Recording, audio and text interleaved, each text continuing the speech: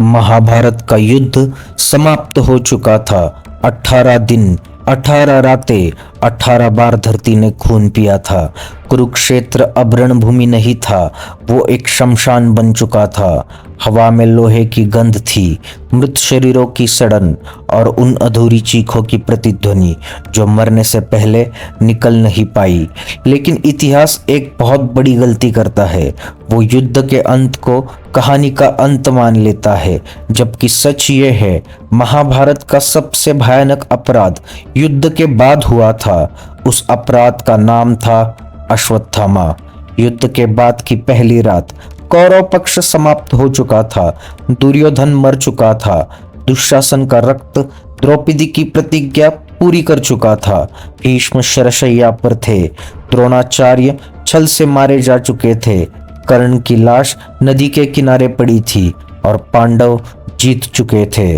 लेकिन कुरुक्षेत्र के एक कोने में 3 लोग अब भी खड़े थे, अकेले, पराजित और भीतर से जलते हुए।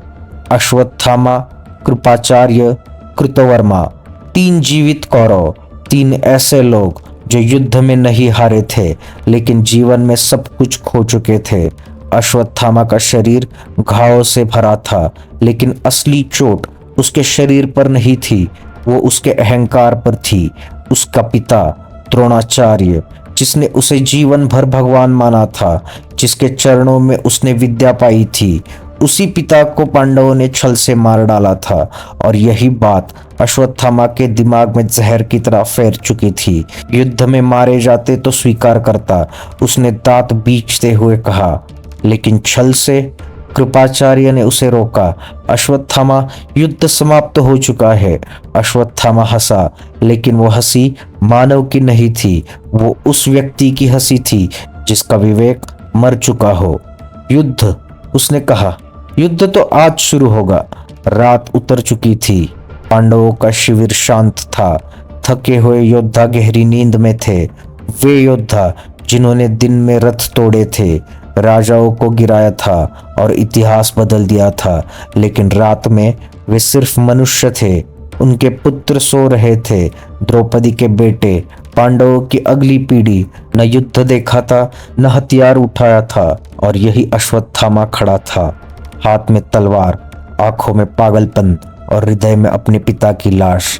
उसके भीतर एक आवाज गूंज रही थी, अगर मेरे पिता छल से मरे तो इनका वंश भी छल से मिटेगा।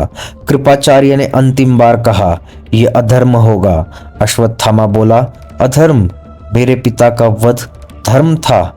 उसने शिविर की ओर देखा, ध्यान से, शांत, न कोई पहरा, न कोई शोर। और तभी उसने एक दृश्य देखा, एक कुत्ता पांडवों के शिविर में घुसा हुआ, नींद में सोते सैनिकों के बीच। अश्वत्थामा रुक गया, उसके मस्तिष्क में एक विचार क्रोधा, अगर एक पशु इतनी आसानी से यहाँ घुस सकता है। उसकी आंखें फैल गई, तो मैं क्यों नहीं? अश्वत्थामा चुपचाप शिविर में दाखिल हुआ। कोई मंत्र नहीं, कोई युद्ध घोष नहीं, बस खामोशी। पहला वार, नींद में सोता हुआ बालक, एक झटके में सिर धड़ से अलग। कोई चीख नहीं, क्योंकि नींद में मृत्यु आई थी। दूसरा, तीसरा, चौथा, द्रौपदी के 5 पुत्र, एक एक करके। और सबसे भयानक बात, अश्वत्थामा को कोई पछतावा नहीं था। उसके चेहरे पर शांति थी, जैसे उसने कोई न्याय किया हो। पिता, उसने बुदबुदाया, आज तुम्हारा अपमान मिटा दिया। जब सूरज निकला तो कुरुक्षेत्र में एक और नरसंहार जुड़ चुका था, लेकिन यह युद्ध नहीं था, यह हत्या थी। जब द्रौपदी ने अपने पुत्रों की लाश देखी तो इतिहास कहता है वो रोई, लेकिन असल में वो टूट गई थी। और यही से महाभारत की सबसे भयानक कहानी शुरू होती है, क्योंकि जो किया गया था उसकी सजा सिर्फ मृत्यु नहीं थी। युद्ध समाप्त हो चुका था। कुरुक्षेत्र की भूमि अब रणभूमि नहीं, बल्कि शमशान बन चुकी थी। हजारों शव, टूटे रथ, मुड़े हुए धनुष, और उन सब के बीच एक जीवित व्यक्ति खड़ा था, अश्वत्थामा। वो जीवित था, पर भीतर से पूरी तरह मृत। कौरव की ओर से केवल 3 योद्धा बचे थे, अश्वत्थामा, कृपाचार्य और कृतवर्मा।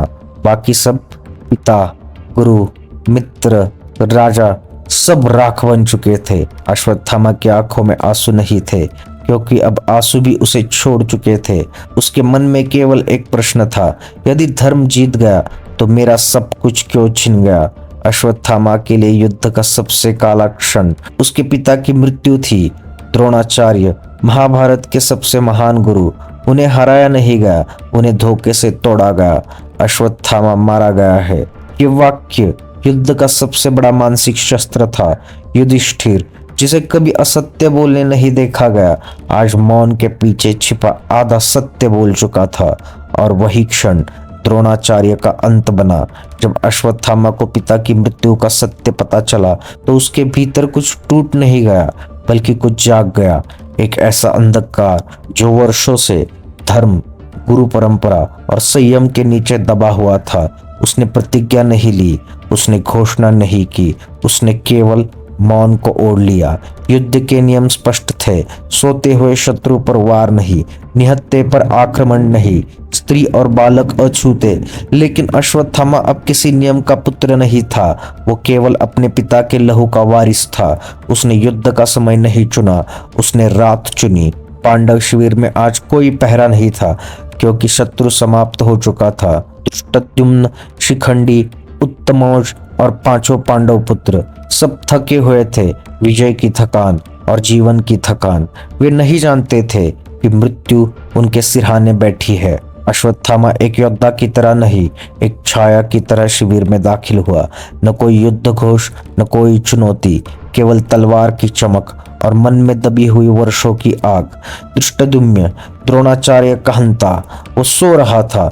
अश्वत्थामा ने उससे कोई संवाद नहीं किया, क्योंकि अब संवाद का समय समाप्त हो चुका था। उसकी तलवार उसके गले से होकर धरती तक उतरी। धृष्टद्युम्न की मृत्यु योद्धा की नहीं थी, वो प्रतिशोध की हत्या थी। एक के बाद एक सोते हुए योद्धा जागने से पहले ही अमरता को प्राप्त हो गए। उनके हाथों में शस्त्र नहीं थे, पर अश्वत्थामा के मन में करुणा भी नहीं थी, क्योंकि जब पिता मरता है तो पुत्र के भीतर न्याय नहीं, केवल प्रतिकार जीवित रहता है। और फिर वो कक्ष आया जहाँ द्रौपदी के 5 पुत्र सो रहे थे। उन्हें लगा ये पांडव है। अंधकार में उसने पहचान नहीं की, या शायद करना नहीं चाहिए। एक एक करके 5 बालक मृत पड़े थे। वे योद्धा नहीं थे, वे भविष्य थे। और उसी क्षण अश्वत्थामा योद्धा नहीं रहा, वो अपराधी बन गया। सुबह का सत्य, सूरज उगा, पर प्रकाश के साथ केवल उजाला नहीं आया, हाहाकार आया। द्रौपदी की चीख इतिहास की सबसे पीड़ादायक ध्वनि थी। मेरे पुत्रों ने क्या अपराध किया था? इस प्रश्न का उत्तर किसी के पास नहीं था। यही से अश्वत्थामा का असली युद्ध शुरू होता है। ये युद्ध पांडवों से नहीं, बल्कि धर्म से था। और धर्म कभी तुरंत दंड नहीं देता, वो प्रतीक्षा करता है। कुरुक्षेत्र में सुबह का उजाला आया, लेकिन विजय की रोशनी के साथ भयानक अंधकार भी फैल चुका था। पांडव शिविर में हर कोई सोया था या थकावट में खामोश था, पर द्रौपदी की आंखों में आग थी। उस आग में उसके मर चुके पुत्रों की प्रतिमा जल रही थी। द्रौपदी ने अपने हाथ उठाए, लेकिन वो केवल हवा को पकड़ रही थी। उसके हाथों में तलवार नहीं थी, क्योंकि अब कोई हथियार उसे संतुष्टि नहीं दे सकता था। क्यों मेरे पुत्र, क्यों मेरे ही हाथों की पीढ़ी? उसने खुद से कहा, लेकिन कोई उत्तर नहीं आया, केवल खामोशी। वो खामोशी जो अश्वत्थामा की रात भर की हिंसा की गूंज थी। युधिष्ठिर ने जैसे ही शिविर में कदम रखा, उसे उस खामोशी का एहसास हुआ। धृष्टद्युम्न, शिखंडी और 5 बालक, सभी की मृत्यु ने उसे स्तब्ध कर दिया। कृष्ण ने चुपचाप उसे देखा। उसके चेहरे पर सवाल नहीं, बल्कि निर्णय की ठंडी आग थी। युधिष्ठिर ने पूछा, कौन कर सकता है ऐसा? युद्ध के बाद पराजितों की आत्मा में कोई भी प्रतिशोध नहीं होना चाहिए। कृष्ण ने केवल सिर हिलाया, शब्द नहीं बोले, क्योंकि शब्द कुछ नहीं बदल सकते थे। अश्वत्थामा शिविर के किनारे खड़ा था, उसके हाथ अभी भी रक्त से सने थे। उसने महसूस किया कि उसका विज्ञान, उसका बल, उसकी युद्ध कला सब नष्ट हो चुकी है। सारे नियम जो उसने जीवन भर सीखे थे, वो सिर्फ शब्द बनकर रह गए थे। कृष्ण ने चुपचाप देखा और उसके भीतर का अंधकार महसूस किया। कृष्ण ने कहा, अश्वत्थामा, तुम्हारा गुस्सा और प्रतिशोध तुम्हें खत्म कर देंगे। तुम्हारा ये पाप तुम्हारे ही शरीर और आत्मा को चीर डालेगा।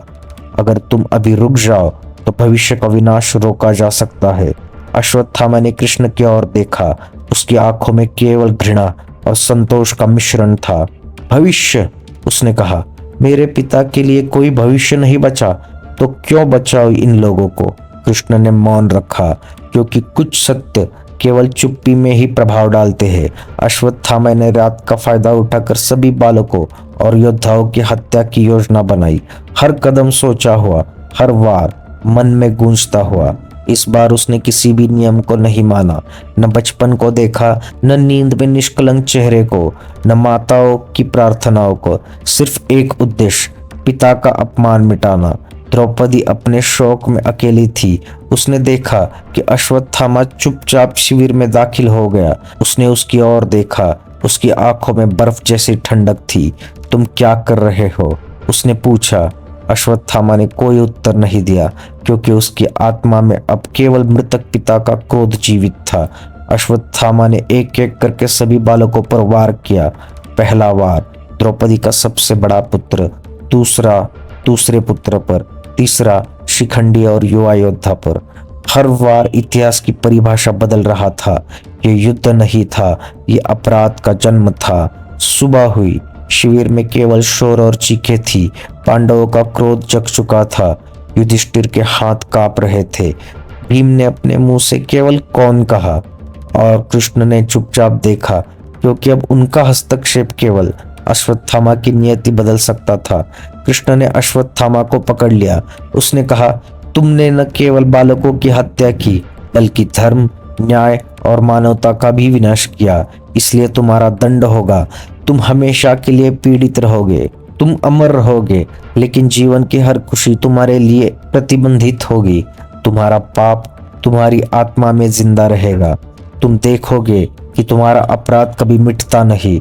ये तुम्हारा श्राप है। अश्वत्थामा को उस समय समझ में आया कि उसका पाप सिर्फ भौतिक नहीं है, अब उसकी आत्मा की नींद भी उससे दूर थी।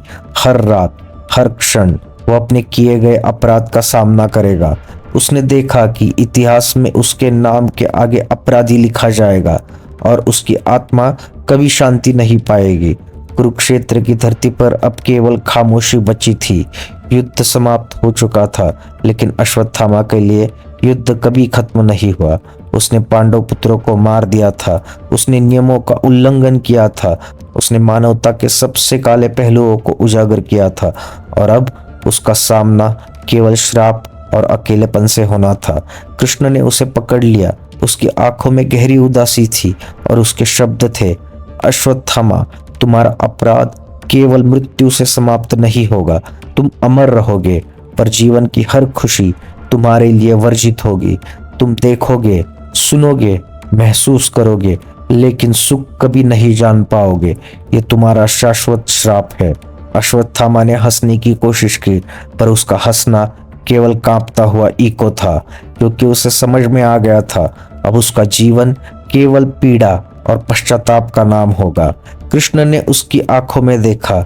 ये केवल क्रोध नहीं था, बल्कि अधर्म का आत्म साक्षात्कार था।